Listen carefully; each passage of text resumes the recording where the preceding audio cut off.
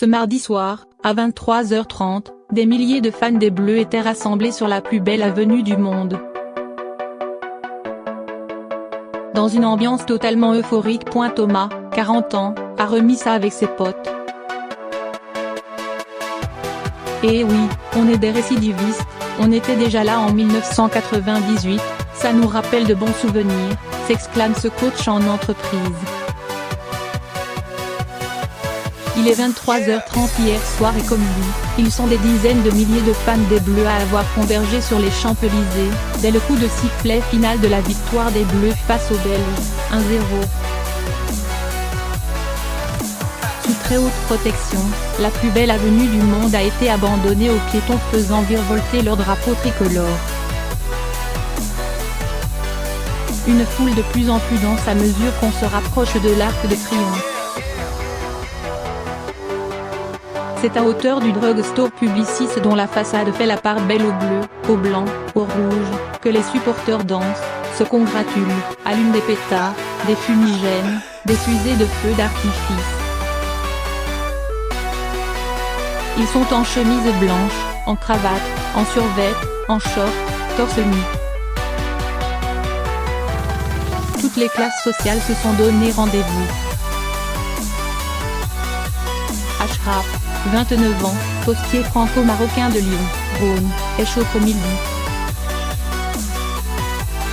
J'ai la chair de poule, j'ai l'impression de retourner en enfance quand les Bleus de Zizou ont été sacrés, commente-t-il. À la différence de 1998, il peut cette fois s'offrir des selfies inoubliables.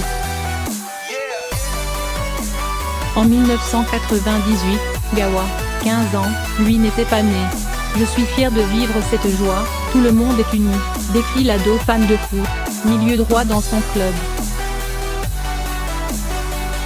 Timothée, 19 ans, une bouteille de rosé à la main, est ivre de bonheur. C'est la première fois que je vois ça, toutes ces émotions partagées, toute cette euphorie. C'est beau un pays qui sait communier, observe cet étudiant en management. Un mondial réussi, ça me donne la pêche. Un mondial réussi, ça rapproche les gens et ça me donne la pêche, confirme Nathalie, quadragénaire, artisan boulanger-pâtissier dans le 7e arrondissement de la capitale. Je suis avec mon fils de 18 ans, mon mari, je suis heureuse, j'en oublie les petits tracas du quotidien, parce que c'est dur, vous savez, d'être commerçant, témoigne-t-elle. Nidia, franco-colombienne âgée de 78 ans, prend des dizaines de clichés avec sa tablette. Elle a rejoint l'Hexagone il y a 28 ans.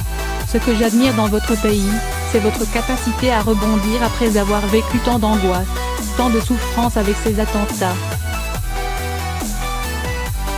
Vous avez toujours continué à vivre, lâche-t-elle en s'immergeant dans cette bouffée d'oxygène, de liberté, de fraternité qui inonde les Champs-Élysées.